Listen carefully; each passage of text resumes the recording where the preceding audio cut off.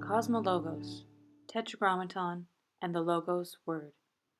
The Symbolic, Kabbalistic, and Mystic Keys to Universal Understanding by Daniel Gautier. Part 5.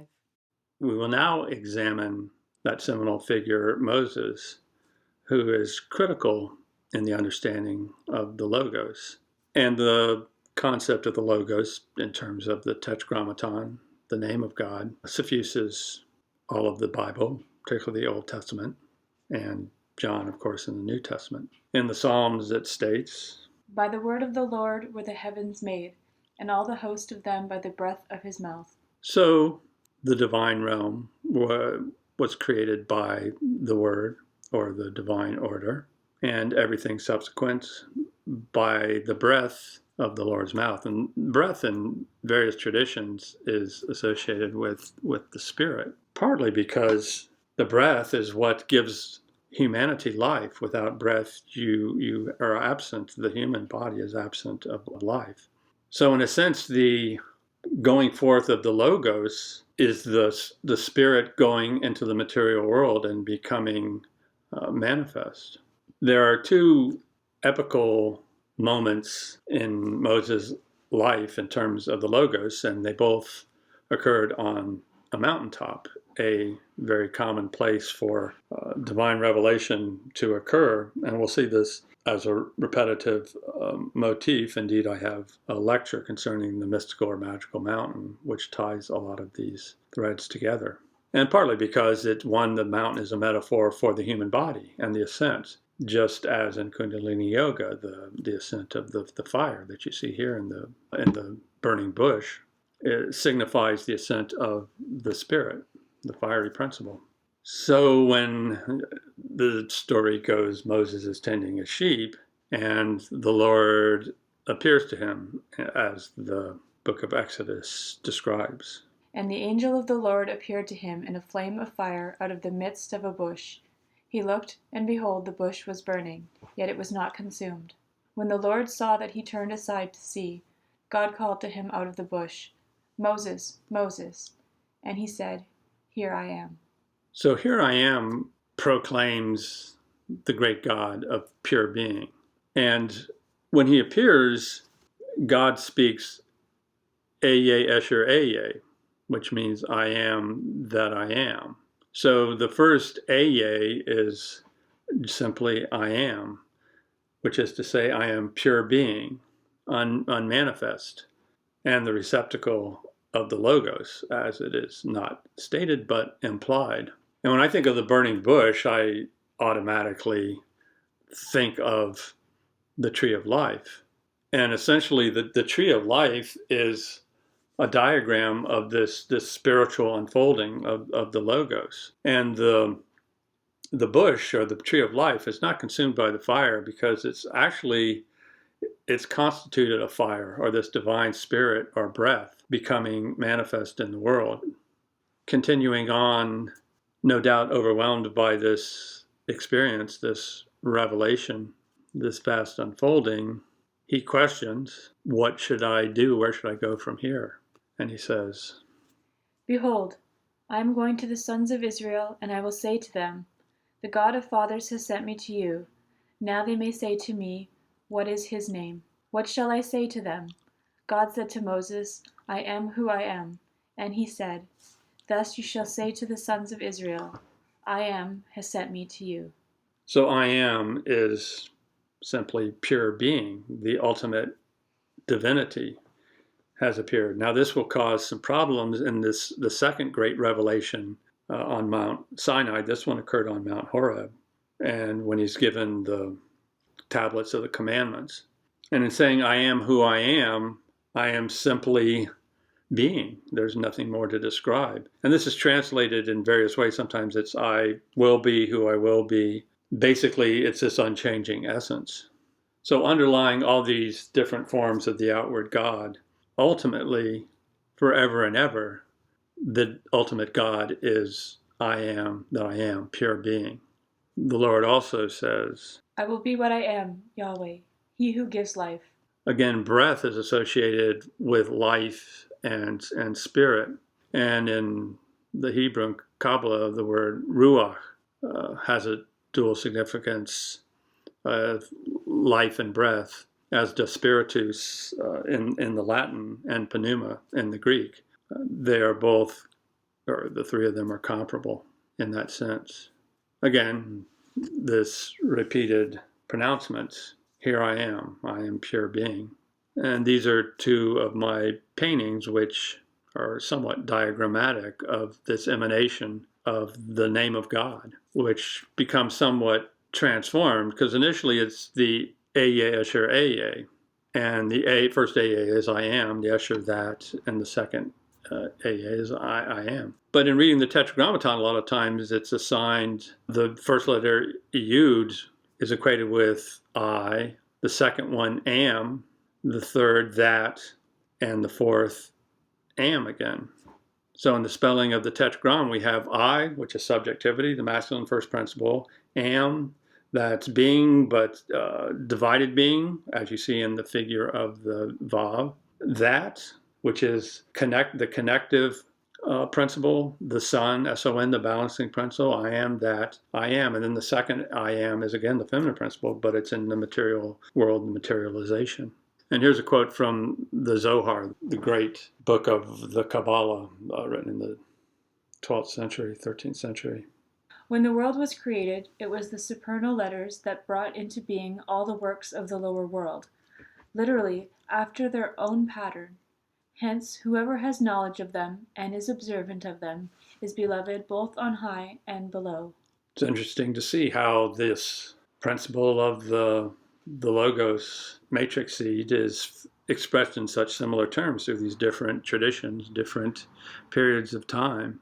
The supernal letters, those four letters, brought into being everything in the lower world. The letters as symbols or emblems of these primal forces, the primal inclinations. Everything is derived from this pattern. Whoever has knowledge of them and is observant of them is beloved both on high and below. This is a reference to those who have come into an understanding of this greater universal order. And implicitly, it's speaking of the initiates, the aspirants in these various mystical traditions. And they have a common aspiration and very similar methodologies to raise themselves from the below to the on high. And this is an illumination from one of the works of Robert Fludd, the Renaissance philosopher, who was a syncretist. He was, through his works, trying to, one, unify the macrocosm and the microcosm, which is the title of one of his books, and also to harmonize the Hellenic, Platonic with the Christian, with the Kabbalistic. And you see this in this illumination.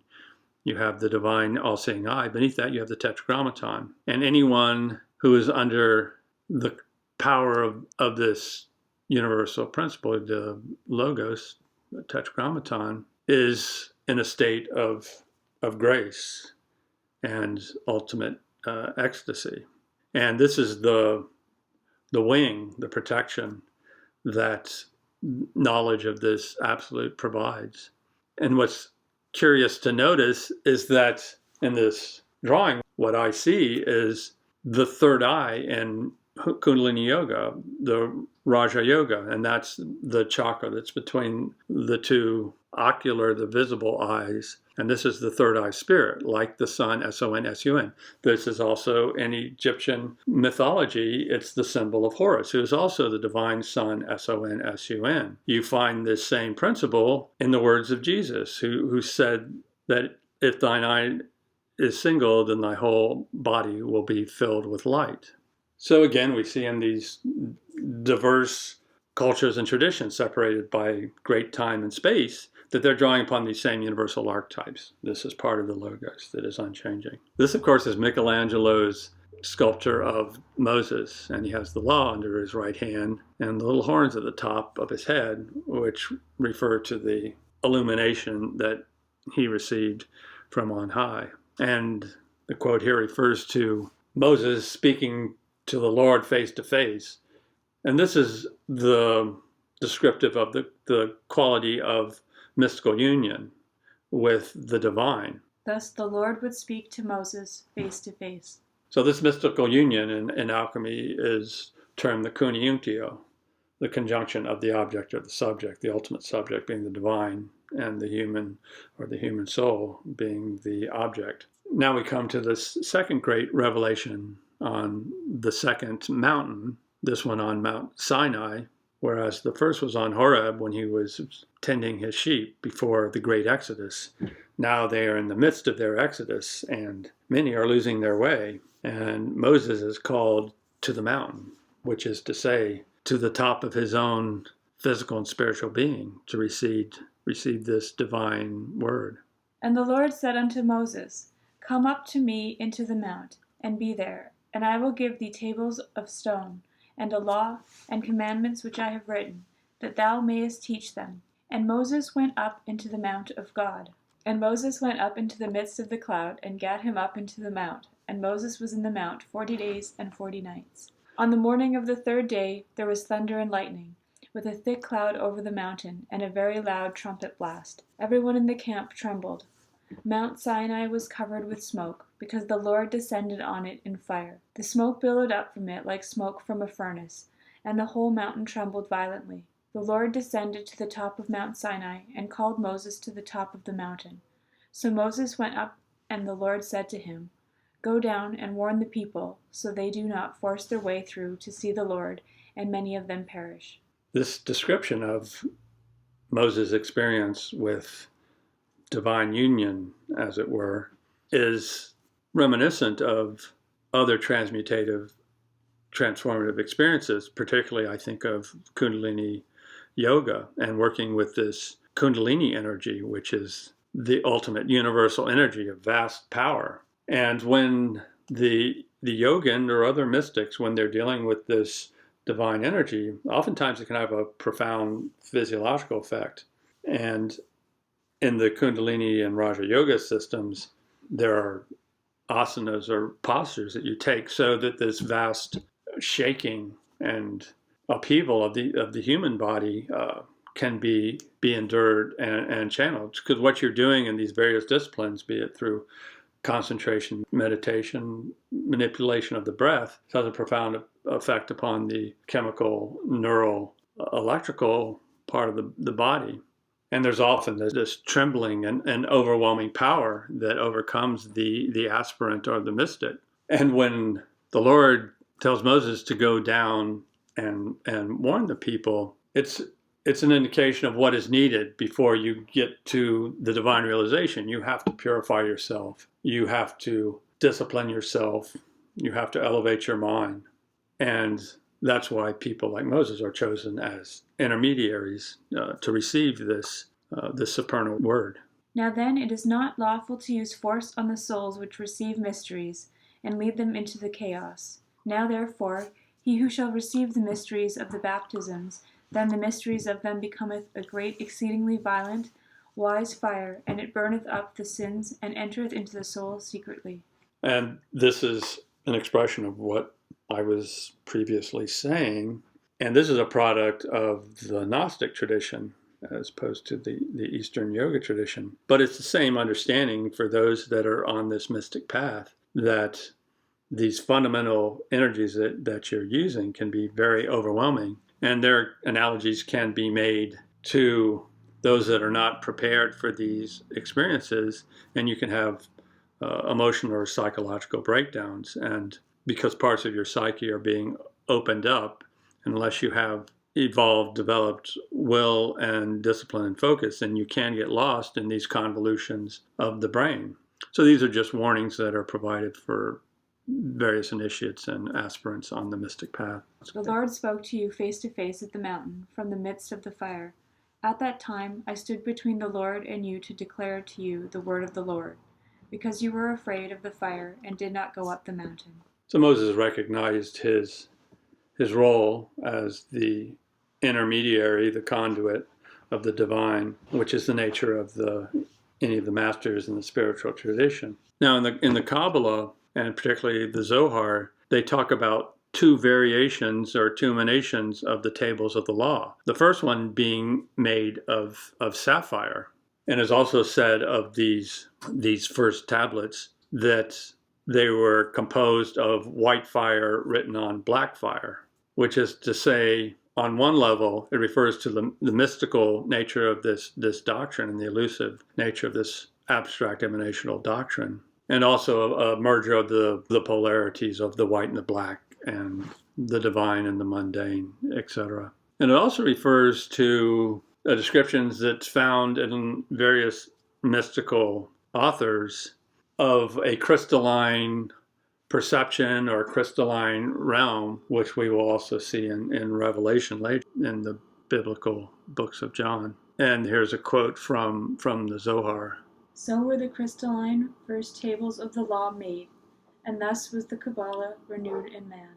So Moses had access to this quite different abstracted realm, which is analogous to a crystalline essence, and we will get to this later on, how this motif can be found in stained glass windows, in the regular polyhedrons of Plato, in the Timaeus as generational forms, in Buddhism quite often, and Vajrayana Buddhism, and the lightning crystalline scepter.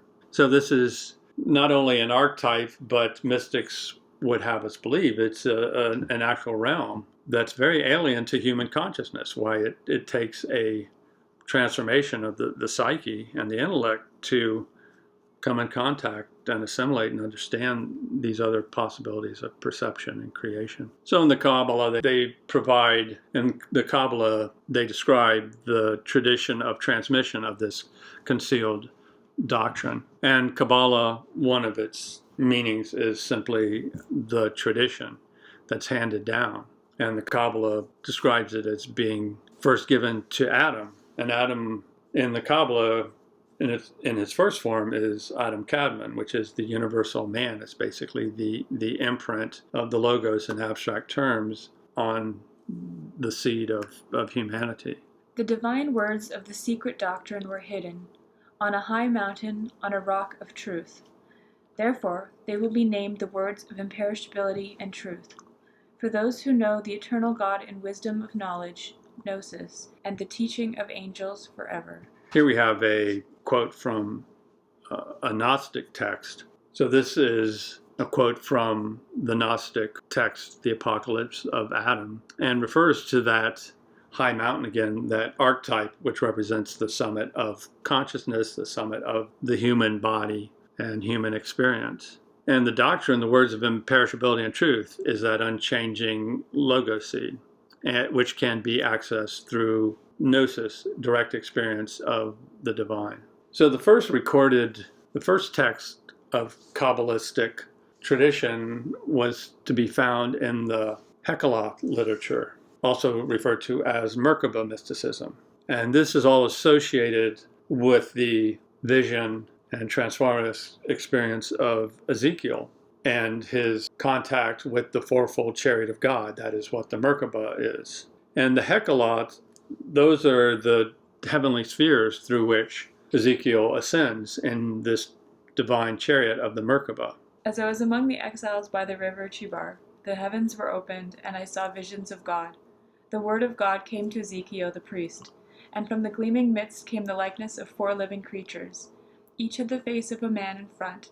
The 4 had the face of a lion on the right side, 4 had the face of an ox on the left side, and the 4 had the face of an eagle at the back. Of course, these animals are embodiments of the Tetragrammaton and the fourfold law and the fourfold eternal forces. And it is the word that transports Ezekiel, because the word has been translated or made manifest into this chariot of the 4 animals. Animals correspond to the 4 elements. In the book of Enoch, we have an analogous vision drawn upon the same archetypes. He was raised aloft on the chariots of the Spirit, and his name vanished among them. And it came to pass that my spirit was translated, and it ascended into the heavens. And the angel Michael, one of the archangels, took hold of me by my right hand, and raised me and led me out of all the secrets of mercy and the secrets of righteousness. And he showed me all the secrets of the ends of heaven. And I saw there, in the middle of that light, something built of crystal stones, and in the middle of those stones tongues of living fire. And Michael, and Raphael, and Gabriel, and Phanuel, and many holy angels without number, came out from that house, and with them the head of days, and head white and pure, like wool, and his garments, indescribable.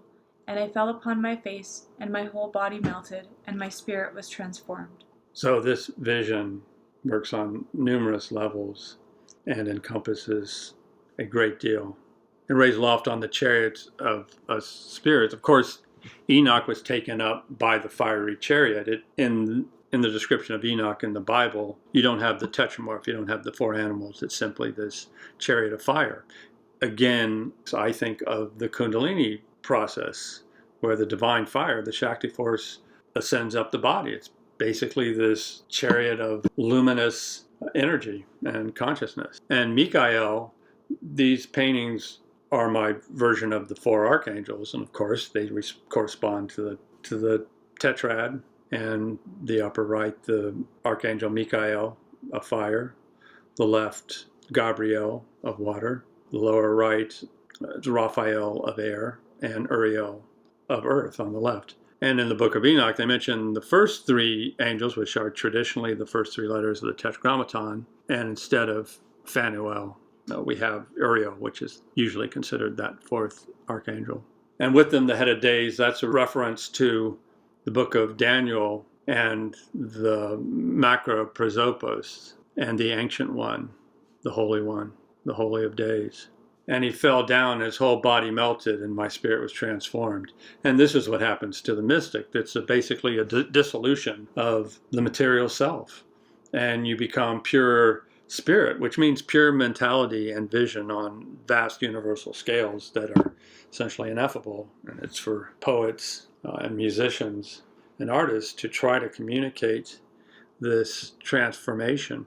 Another of the great images of this mystic ascent and this transmutation and an experience of this quasi-crystalline realm is that of Revelation, written by ostensibly John, but probably one of his followers after the book of John. And here he will be describing this ideational or astral realm that lies beyond the body and the senses. And before the throne there was a sea of glass, like unto crystal, and in the midst of the throne, and round about the throne, were four beasts, full of eyes before and behind. And the first beast was like a lion, and the second beast like a calf, and the third beast had a face as a man, and the fourth beast was like a flying eagle. And the four beasts had each of them 6 wings about him, and they were full of eyes within. And they rest not day and night, saying, Holy, holy, holy, Lord God Almighty, which was, and is to come. So the writer of Revelation had a vision of these four forces in terms of the four divine animals. And we talked about the beast, or akin to angels, they're full of eyes within. This is another way of saying that their vision is expanded beyond temporal sense, beyond material sense, and you're nothing but illumination and merger with this expansive, eternal, infinite realm. And this tradition of the tetramorph was transferred to or adopted by Christianity, and the four animals became emblems for the four gospel writers. And this is an illumination from the Book of Kells, written about 800, one of the great early illuminated books. And these symbols are pervasive in Christian iconography up into the Renaissance, and particularly in the illuminated books preceding that, these symbols of the apostles. Again, who knows if there was at some point, a conscious emulation of Hebraic sources, Hebraic antecedents, or if it's just a matter of the collective unconscious drawing upon these same archetypes. The result is the same pervasiveness of the tetramorph.